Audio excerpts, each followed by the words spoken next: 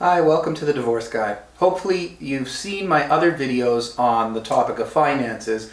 Number one was the 4 key financial points in divorce.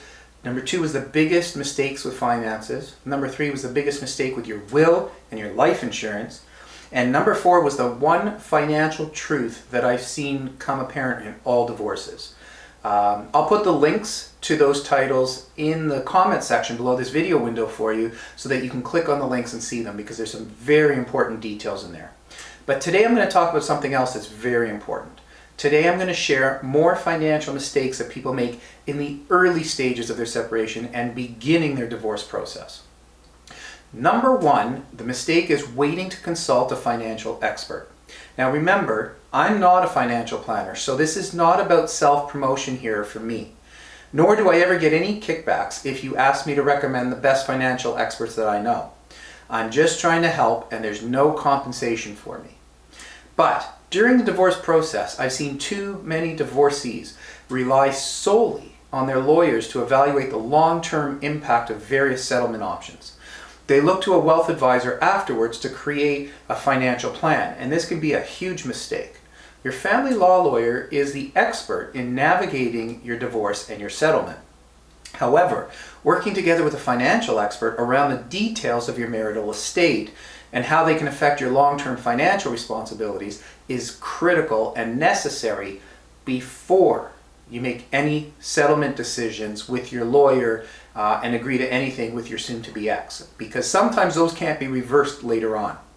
You and your team need to have a comprehensive and a full understanding of your assets, including tax consequences, earning power, transaction costs, and maybe even liquidity challenges.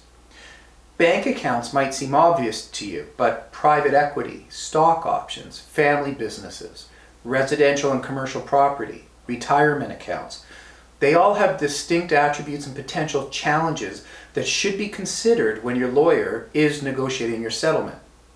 So your lawyer needs that info from you and your financial planner. Number 2, underestimating your liquidity or your cash on hand for financial responsibilities. Liquidity, also known as cash on hand or access to cash, should be top of mind. Beyond the importance of paying for your legal fees and your short-term necessities, it's essential to ensure that assets you choose to retain and keep in your divorce settlement have the ability to grow and can ultimately be used to meet your long-term financial needs. Keep in mind that automobiles and boats and furniture are depreciating assets. Retirement accounts carry significant penalties and possibly tax consequences if you cash them in. Even potentially profitable investments, such as a stake in a business or a limited partnership, must be weighed against the investable assets like cash and stocks and bonds and mutual funds, which you can use now to establish long-term security. Mistake number 3 is letting emotions take over.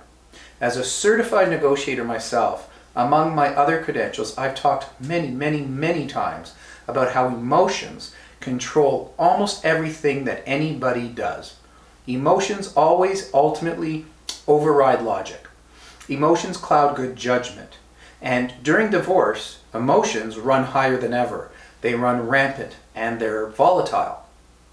During separation and divorce, you not only are learning to deal with strong and volatile emotions, but you also have to make huge decisions, critical decisions to your financial stability and your financial future. So whether your emotions are making you want to hold on to an asset or trade an asset or agree to a settlement or whatever, having a financial expert who's focused on weighing the pros and cons can help you focus on what's most important down the road. Number 4, failing to properly ensure what you're owed in the future. Negotiating the amount of your child support, and in some cases spousal support, is only the first step in ensuring what you're owed in the future. Securing the income is something entirely separate. Almost 1/2 of custodial parents fail to receive full child support payments. There are legal options available to you. The FRO and other things you should speak to your lawyer about can help protect you. There are also insurance options that a good life insurance broker who specializes in divorce can offer you. And by the way, I don't only know the best financial experts for divorce, I also know the best life insurance brokers for divorce. So if you want to know more about that, send me an email. I'll put my email at the end of the video, and I can put you in touch with the best life insurance brokers and financial experts. So again, if you think your soon-to-be ex might not pay you in the future, you can get insurance.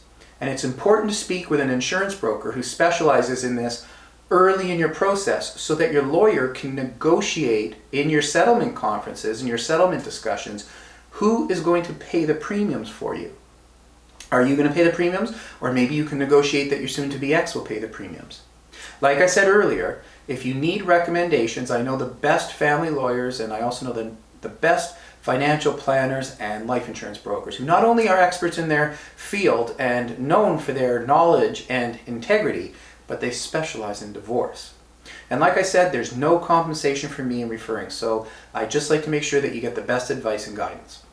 If you have any questions about the topic of this video or any of my other videos, me and my team of divorce specialists can answer all your questions, and there's never any obligation or pressure. So just email me with any questions you have, or if you'd like to arrange a phone call or a meeting, always confidential. My email is mike@thedivorceguy.ca.